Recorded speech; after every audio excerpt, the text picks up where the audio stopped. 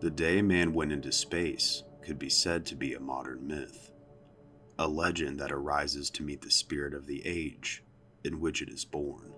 But what could be some of the grim realities behind the exploration of the cosmic void?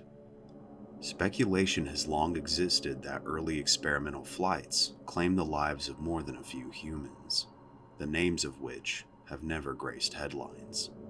Who were these unknown people who were lost to the dangers of venturing into the heavens?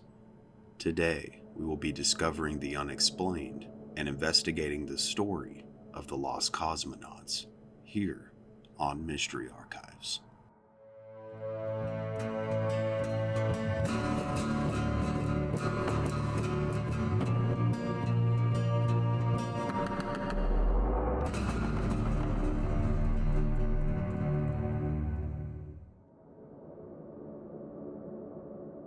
On October 4th, 1957, the Soviet Union launched history's first artificial satellite, known as Sputnik. Its launch sparked the inferno that was known as the space race. The Cold War heated up as the United States and the Soviet Union rushed to see who could conquer the new frontier first. Russia once again scored a win when Yuri Gagarin became the first man in space in 1961. But was he truly the first, or merely the first, to survive the trip? In 1959, a Russian magazine published information and photos of 3 men parachuting. One of the men was killed when his suit depressurized after hitting his head. Another vanished, and no information on the 3rd man was ever found. It was speculated that the men were testing high-altitude equipment, a precursor to space exploration technology. In 1960, a Soviet rocket ignited on the launch pad and killed at least 78 people. That same year, science fiction author Robert Heinlein claimed that while traveling in the USSR, he met with Army cadets that said that there had recently been a space launch. The capsule, Korabl Sputnik 1, suffered a mechanical failure when the guidance system steered it off course. As a result, it was stranded in orbit around Earth. The general statement on behalf of the Soviets was that the capsule was part of an unmanned test flight. However, according to Heinlein, there may have been a cosmonaut inside. In the 1960s, Akil and his brother Giovanni Battista released audio recordings they had allegedly captured from secret Soviet flights. One recording seemed to play the sounds of a suffocating cosmonaut.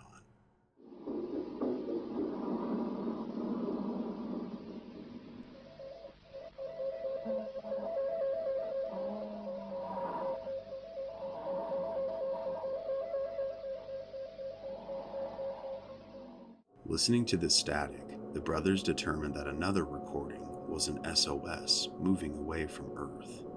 One of the more famous and controversial recordings is that of a female cosmonaut panicking before she apparently was killed upon re-entry into the Earth's atmosphere.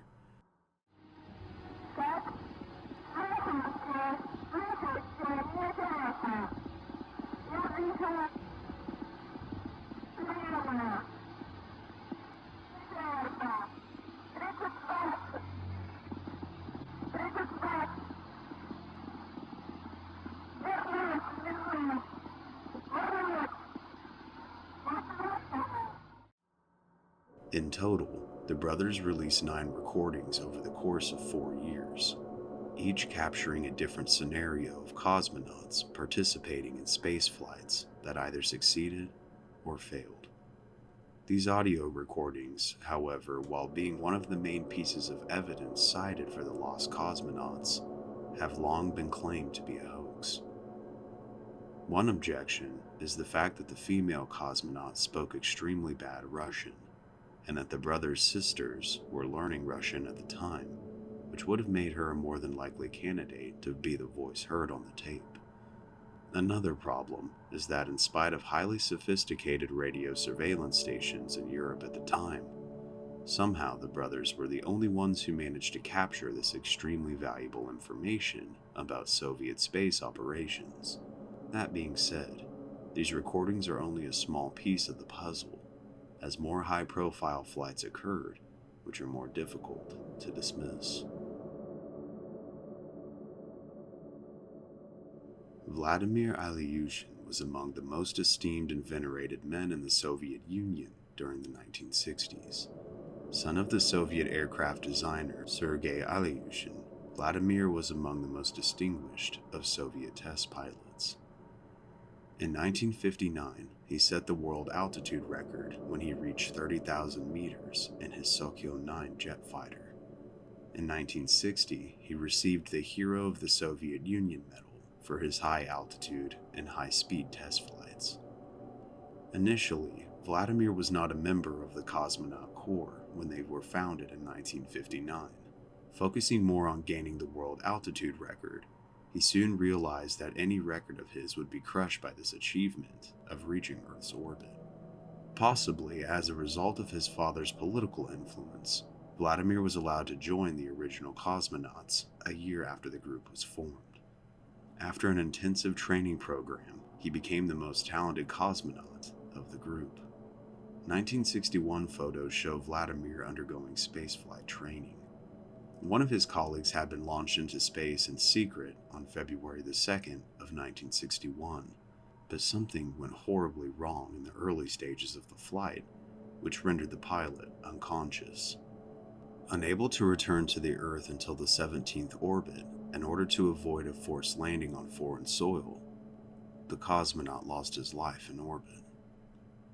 Vladimir was scheduled for the following flight, with the fault that cost his fellow cosmonaut his life having seemingly been fixed.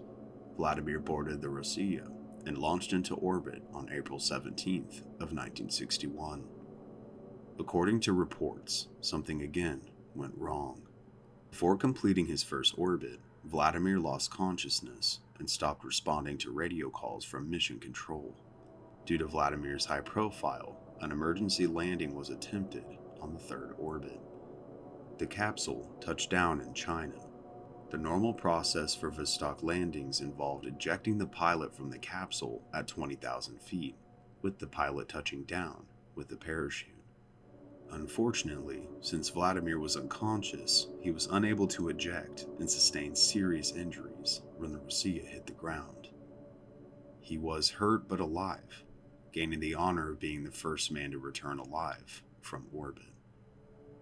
The Chinese authorities hospitalized Vladimir and kept him imprisoned as a foreign intelligence agent for over a year. As a result of this, word leaked that a manned spaceflight was ongoing and imminent. The Soviets decided to launch the backup pilot, Yuri Gagarin, mere days later on April the 12th. This historic mission almost ended in tragedy. At the time of deorbiting, the descent capsule failed to disconnect from the service module. Luckily for Gagarin, the landing craft suddenly separated.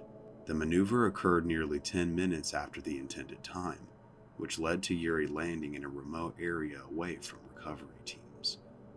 Vladimir would eventually return to the USSR, where he continued his career. He would retire as a general of the Soviet Air Force, but not everyone was so lucky. As the echoes of rocket launches and space communications reverberate into silence, it's difficult to discern fact from fiction. The line between myth and history can often become blurred, and the space race is no different. Many researchers have asserted that the supposed lost cosmonauts are nothing more than a speculation and rumor with no basis in reality. In the 1980s, American journalist James Oberg researched space disasters in the USSR. He found no evidence to support these theories. Since 1990, much previously restricted information has become available to the public. Mark Wade, editor of the website Encyclopedia Astronautica, said that the entire early history of the Soviet manned space program has been declassified, and we have piles of memoirs of cosmonauts, engineers, etc. who participated.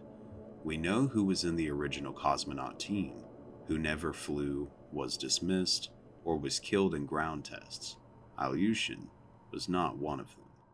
In spite of this, there is indeed confirmed evidence of the USSR covering up the death of a cosmonaut by the name of Valentin Bardenenko. It was March 23rd of 1961, and Valentin was on the 10th day of a 15-day endurance experiment in a low-pressure altitude chamber at the Institute of Biomedical Problems in Moscow. The chamber's atmosphere was at least 50% oxygen. Valentin had finished his work for the day and removed the biosensor from his body while washing his skin with alcohol-soaked cotton balls. A discarded cotton ball landed on an electric hot plate which he had been using to brew tea. The ball ignited, and Valentin struggled to smother the fire with his wool coveralls, which burst into flames in the oxygen-rich air.